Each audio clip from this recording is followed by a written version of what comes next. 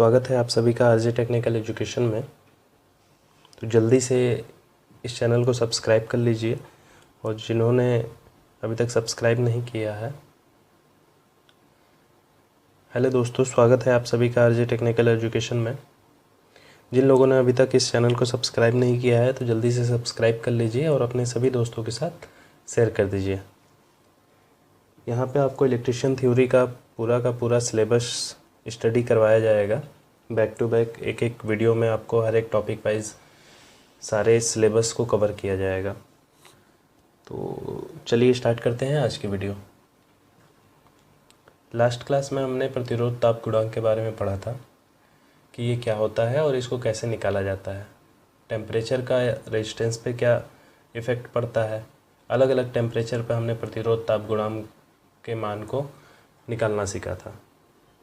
आज हम देखते हैं कि प्रतिरोधों का संयोजन कितने प्रकार से किया जा सकता है और ये कैसे होता है। ठीक है, तो चलिए देखते हैं। सबसे पहले हम प्रतिरोध को जोड़ सकते हैं श्रेणी क्रम में।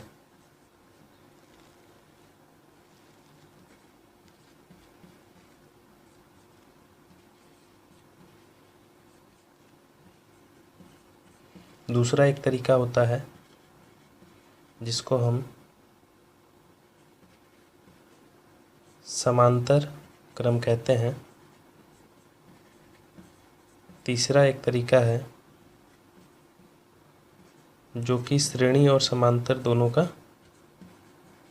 मिक्स होता है।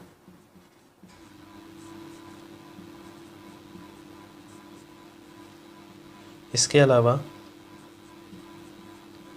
Star delta. तो कितने टाइप से हो गए? 1 2 3 4 5। यानी कि हम प्रतिरोधों को 5 प्रकार से एक दूसरे से आपस में जोड़ सकते हैं। तो चलिए इनके बारे में एक एक करके देख लेते हैं।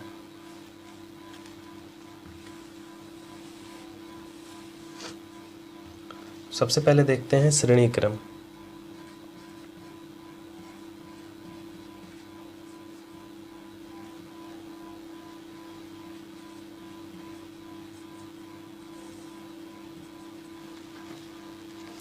मान लीजिए कि हमारे पास 3 प्रतिरोध हैं, R1,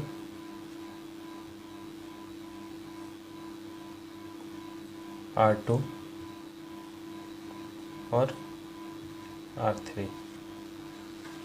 अब इनको हमें श्रेणी में जोड़ना है। तो श्रेणी में जोड़ने के लिए हम क्या करेंगे? सबसे पहले R1 को लेंगे, उसके बाद उसके एक सिरे को दूसरे प्रतिरोध के पहले सिरे से जोड़ देंगे, R2। फिर R2 के दूसरे सिरे को तीसरे प्रतिरोध के पहले सिरे से जोड़ देंगे। तो इस प्रकार जो क्रम बनता है उसको हम श्रेणी क्रम कहते हैं। अब अगर हम इसके पार्श्व में एक वोल्टेज सोर्स लगा दें तो इसमें एक धारा प्रवाहित होने लगेगी। जो धारा एक प्रतिरोध में बहेगी वही धारा तीनों प्रतिरोध में बहेगी, क्योंकि यहाँ पे दूसरा कोई रास्ता नहीं है धारा के फ्लो होने के लिए या बहने के लिए। ठीक है, तो चलिए देखते हैं ओम का नियम। यहाँ पे अगर हम अप्लाई करते हैं तो ओम का नियम कहता है V बराबर IR होता है। ठीक है, अब एक और चीज़, R1 के पार्श्व में जो वोल्टता पात होगा उसको हम V1 से दिखाते हैं। R2 के क्रॉस जो वोल्टता पात होगा या इंग्लिश में कहें तो वोल्टेज ड्रॉप, उसको V2 से, और R3 के क्रॉस जो वोल्टेज ड्रॉप होगा उसको हम V3 से दिखाते हैं।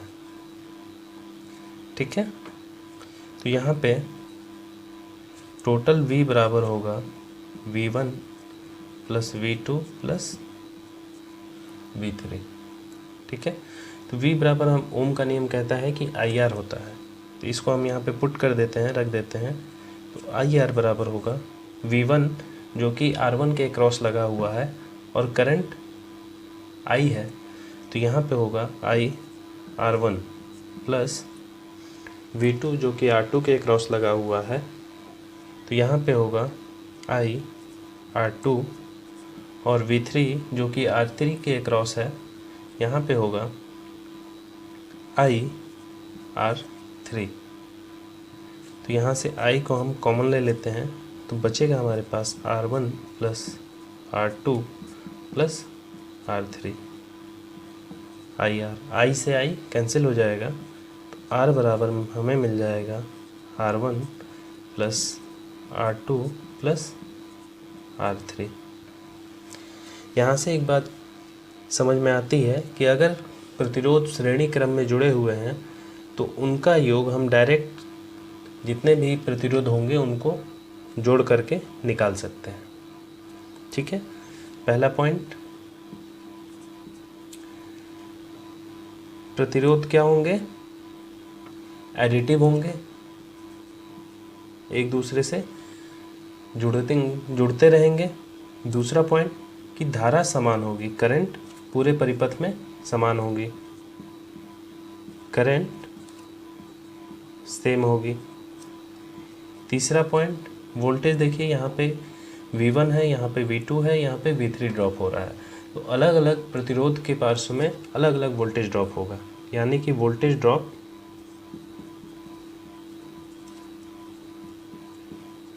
डिफरेंट होगा।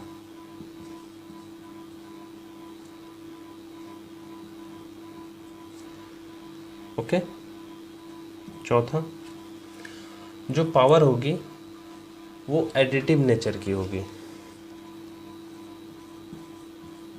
पावर क्या होगी, एडिटिव होगी। ठीक, ये तो हमारे पास एक फॉर्मूला मिल गया श्रेणी क्रम में प्रतिरोधों को कैसे जोड़ा जाता है उसके लिए। अगर प्रतिरोध की जगह, रेजिस्टेंस की जगह अगर चालकता दी गई हो, कंडक्टेंस दिया गया हो, तो उसको कैसे जोड़ेंगे, तो हमको पता है कि R बराबर होता है 1/G, जहाँ पे G क्या है, चालकता है। ठीक है, तो इसको यहाँ पे हम रख देते हैं 1/G बराबर 1/G1 plus 1/G2 plus 1/G3। ये भी हमारे पास एक फॉर्मूला मिल गया। ठीक है, चलिए अगला तरीका देख लेते हैं, समांतर क्रम।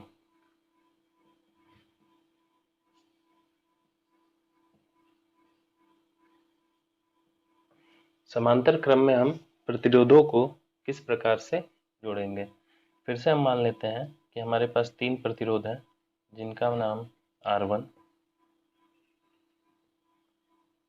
R2 और R3 है। तो इस क्रम में हम इस प्रकार जोड़ते हैं कि सभी प्रतिरोधों के एक सिरे को एक साथ अगर जोड़ दिया जाए और दूसरे सिरे को एक साथ जोड़ दिया जाए तो ये क्रम कहलाता है हमारा समांतर क्रम। ठीक है, अब अगर हम यहाँ पे एक एक्सटर्नल वोल्टेज सोर्स लगा देते हैं जिसको V से दिखाया गया है, इसमें बहने वाली करंट I, यहाँ पे जब हम जाते हैं I करंट यहाँ से जब जा रही है तो यहाँ पे देखिए 2 रास्ते इसको मिल रहे हैं जाने के लिए। तो प्रतिरोध में जो करंट जाएगी उसको हम I3 मान लेते हैं। फिर आगे जब जाते हैं फिर यहाँ पे 2 रास्ते मिल रहे हैं इसको, फिर इस प्रतिरोध में जो करंट जा रही है उसको हम I2 मान लेते हैं और इस प्रतिरोध में जो करंट जा रही है उसको I1 मान लेते हैं। ठीक है, तो यहाँ पे हो जाएगा I बराबर I1 plus I2 plus I3। ठीक है, ओम के नियम के अनुसार V बराबर I इंटू R होता है। ठीक है, यहाँ से I बराबर हो जाएगा V बटा में आर। क्लियर है? तो यहाँ पे हम इसका मान पुट कर देंगे, रख देंगे। तो V बटा में R बराबर I1 जो कि करंट R1 में फ्लो कर रही है, यहाँ पे R1 सॉरी V बटा में R1 प्लस I2 जो कि करंट R2 में फ्लो कर रही है, तो यहाँ पे V बटा में R2 प्लस I3 जो कि R2 में फ्लो कर रही है, तो V बटा में R3। ठीक है? तो V दोनों तरफ से कॉमन हो जाएगा। V को जब हम कॉमन ले लेंगे तो बचेगा 1/R1 plus 1/R2 plus 1/R3।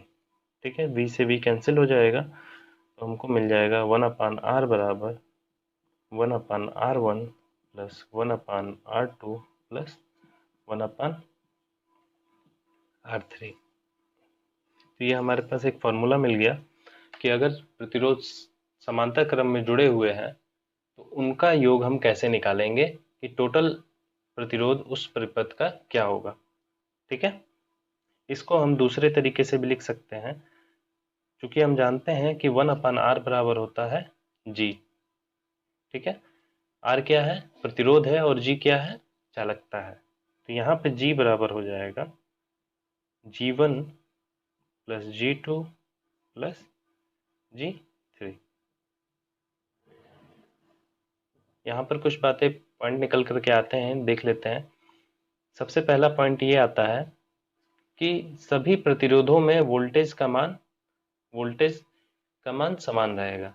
यही प्रतिरोध आपका, इसी प्रतिरोध के अक्रॉस यही वोल्टेज लगा हुआ है, इस प्रतिरोध के अक्रॉस भी यही वोल्टेज है, इस प्रतिरोध के अक्रॉस भी यही वोल्टेज है। मतलब कि सभी प्रतिरोधों में समान वोल्टेज होगा। ठीक है? Voltage are same. दूसरा पॉइंट ये निकल करके आता है कि देखिए सभी में करंट अलग अलग फ्लो कर रही है, मतलब कि करंट आर डिफरेंट। ओके। तीसरा point, power are additive. Power क्या होगी? एडिटिव होगी। टोटल पावर लॉस कितना हो रहा है वो कैसे निकलेगा? तीनों में जो पावर लॉस हो रहा है उसको हम जोड़ देंगे, डायरेक्टली जोड़ देंगे। Power are additive. ओके, चलिए चलिए दोस्तों, आगे एक बहुत ही इम्पोर्टेंट एक रूल है जिसका नाम है वोल्टेज डिवाइडर रूल। इसके बारे में जान लेते हैं। मान लीजिए हमारे पास तीन प्रतिरोध हैं, R1, R2 और R3। ठीक है? जैसा कि हमने पहले श्रेणी क्रम में देखा था कि जो श्रेणी क्रम में प्रतिरोध जुड़े होते हैं उसमें क्या होता है, करंट का मान सभी में प्रतिरोधों में सेम होता है, लेकिन जो वोल्टेज होता है, वोल्टेज ड्रॉप, वो अलग अलग प्रतिरोध में अलग अलग होता है। ठीक है? तो ये रूल कहता है, वोल्टेज डिवाइडर रूल, कि जो वोल्टेज ड्रॉप हो रहा है वो जिस प्रतिरोध के पार्श्व में वोल्टेज ड्रॉप हो रहा है उसके समानुपाती होता है। ठीक है? तो चलिए एक एग्जांपल के थ्रू इस फॉर्मूले को, इस रूल को हम देखते हैं।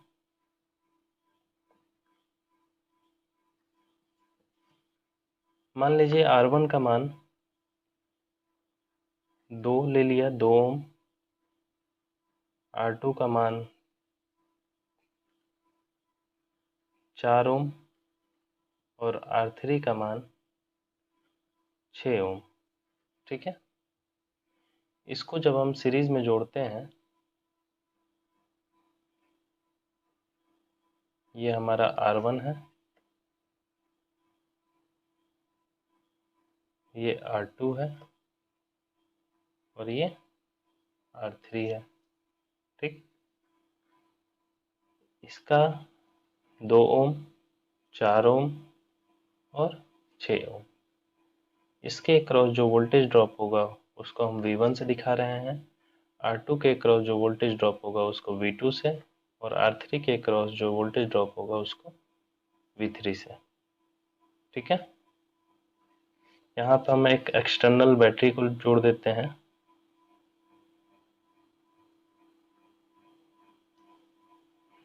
जो कि 24 वोल्ट मान लेते हैं। ठीक है, अब यहाँ पर जब हमें V1 निकालना है, V2 निकालना है और V3 निकालना है कि इसके अक्रॉस कितना वोल्टेज ड्रॉप हो रहा है किस प्रतिरोध के अक्रॉस में। ठीक है, तो सबसे पहले हमें क्या करना पड़ेगा, इन तीनों प्रतिरोधों का टोटल मान निकालना पड़ेगा कि तीनों का टोटल कर करके कितना इस सर्किट में प्रतिरोध हो रहा है। तो हमने अभी देखा है कि प्रतिरोध क्या होता है, आपस में सीधे सीधे जुड़ जाते हैं। तो R बराबर यहाँ पे हो जाएगा R1 plus R2 plus R3। तो R1 है 2 प्लस R2 है 4 प्लस R3 है 6। तो ये आ जाएगा 12 ओम। ओके, तो जब हमें V1 निकालना होगा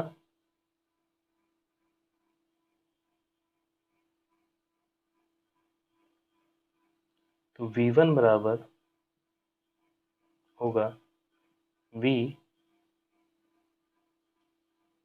R1 बटा में R।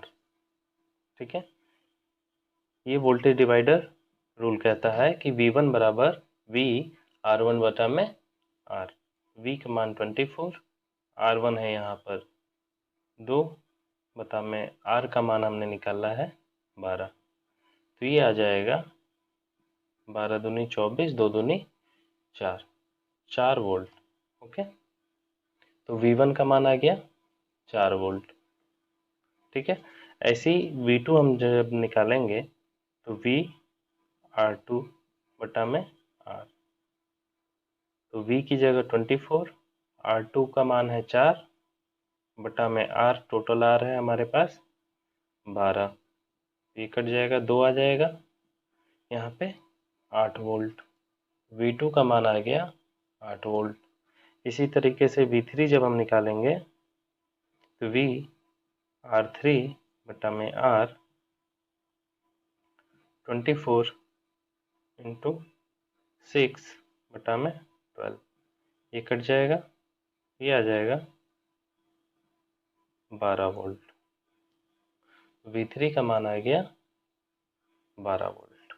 ठीक है, अभी एक और चीज़ हमने पहले नोट की थी कि जो वोल्टेज ड्रॉप होता है वो एडिटिव होता है। ठीक है, तो यहाँ पे हम जोड़ के देख ले रहे हैं कितना कितना वोल्टेज ड्रॉप हो रहा है। V1 plus V2 plus V3, 4 plus 8 plus 12। तो ये हमारे पास आ जाएगा टोटल 24 वोल्ट। यानी कि जो वोल्टेज हम लगा रहे हैं वो टोटल वोल्टेज इसके अक्रॉस ड्रॉप हो रहा है। ओके,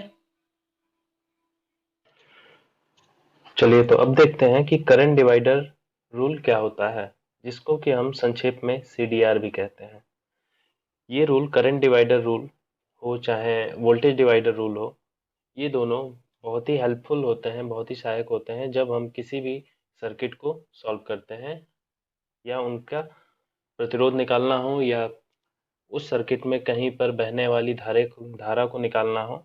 उस टाइम ये दोनों रूल बहुत ही हम लोगों के लिए हेल्पफुल होते हैं। तो चलिए देख लेते हैं। एज्यूम करते हैं, मान लेते हैं कि दो प्रतिरोध हैं जो कि समांतर में जुड़े हुए हैं।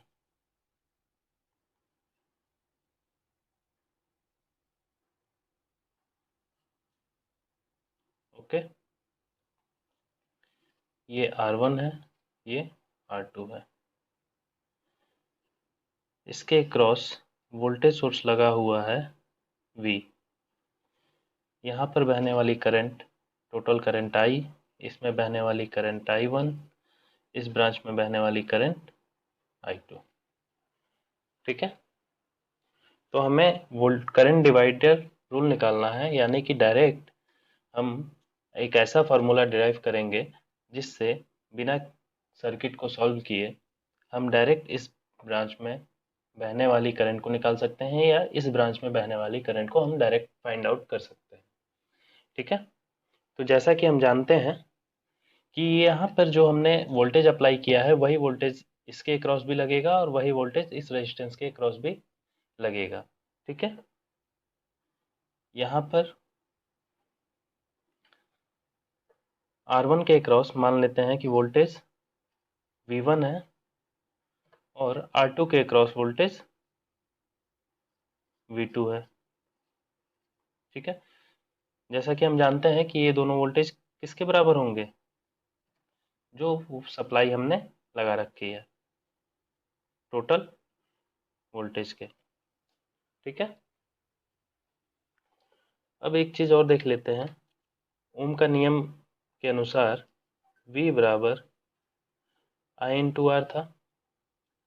ओके, तो R यहाँ पे हमारा पैरेलल कॉम्बिनेशन है, यहाँ पे हमने रेजिस्टेंस को पैरेलल में जोड़ रखा है, तो R इक्विवेलेंट बराबर हो जाएगा R1 समांतर में R2, या यूं कहें R1 इंटू R2 बटा में R1 प्लस R2। ओके, अगर इसको हम यहाँ पुट अप करते हैं, I R1 R2 बटा में R1 प्लस R2। ओके, अब एक चीज़ देख लेते हैं कि V1 क्या है। V1 कुछ नहीं है, बस ये जो प्रतिरोध है R1 इसके क्रॉस लगने वाला वोल्टेज है। तो यहाँ पर जब हम ओम के नियम लगाएंगे तो यहाँ पे हमें V1 बराबर मिल जाएगा I1 इंटू R1। ओके, बराबर किसके होगा ये, टोटल वोल्टेज के। तो टोटल वोल्टेज क्या है, ये है, यहाँ पे हम लिख लेते हैं I R1 R2 upon R1 plus R2। यहाँ पे था I1 R1, तो R1 से R1 कैंसिल हो जाएगा, तो हमारे पास बचा I1 बराबर total I R2 upon R1 plus R2। तो जब भी आपको पैरेलल सर्किट मिले तो आप ये फॉर्मूला वहाँ पे अप्लाई कर सकते हैं करंट को फाइंड आउट करने में। तो जिस प्रकार से हमने I1 निकाला उसी प्रकार से यहाँ पर I2 का मान हो जाएगा, R2 में जो धारा प्रवाहित हो रही है उसका मान हो जाएगा टोटल I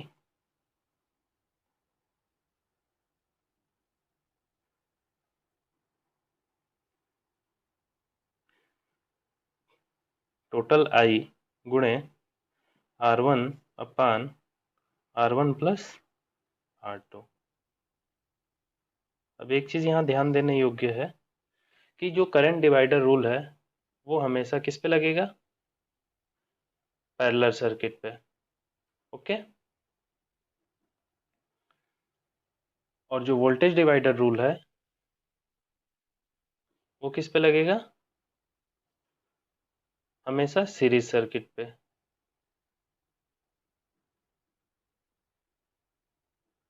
VDR क्लियर है। तो चलिए आज के लिए बस इतना ही, धन्यवाद।